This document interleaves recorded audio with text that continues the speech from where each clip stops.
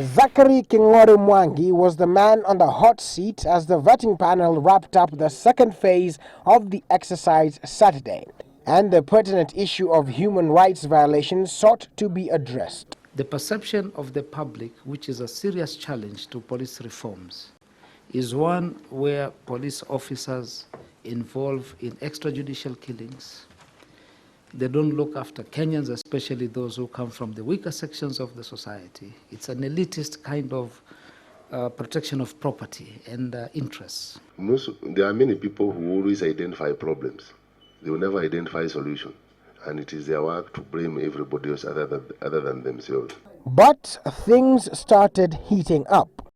There is an allegation that you have been involved in corruption, particularly with regard to 6.5 billion cocaine haul and the murder of Erastus Chemorei. Why should I be asked a question that happened in Kitale? Why would I be asked about a matter that are supposed to have happened at GSU headquarters? I mean, Kenyans, when they are looking at, honestly, I think you, the commission, needed to explain to Kenyans as to why you should ask me a question. It is like suggesting I want to be the next pope, yet I'm not even a Catholic. We ask these questions as new because they have come to us when we requested the public to give us the information. Even the mere mention is like putting a skunk here and a fish here, you know? That is what I felt, and that is why I had made it very clear. Questions continued to abound on the narcotics trade, with the commission trying to establish why the fight against the trade has proved so difficult.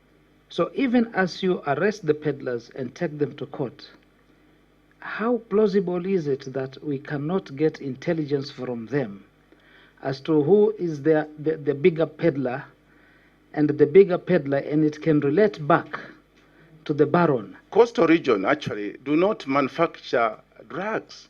These drugs are imported, and therefore it is incumbent to the police officers to ensure that the entry points to coastal region are properly covered so that we are able now to handle these particular menace. But it was the last candidate of the day, Esubius Laibuta, who, after being hard-pressed on financial probity... What's the figure? I think the figure I got, it was less than 40,000, the one I got. No, it's not less than 40,000. You got it. So you must be having the figure. Made this passionate appeal. Try to set aside the few mistakes you might have noticed in front of you, sir. And then you forgive us, those who might have erred here and there. Let us not be condemned. Because if you do that, sir, you start fighting some of us in the obituaries of the newspapers. That would not be good at all for what we have done for this country. We have done a lot. But he was not the only one with the questions over finances. I don't know how to pronounce whether it is Merriman or Merriman, but Zimmerman, a flat story that has 25 tenants. Zimmerman, I do not even have a relative there, Liverpool. But share, like I explained last time, there is some people had come to telling me about my hotel, the bomber, the Lady Court. I went to investigate. I found it belonged to the Lady Close.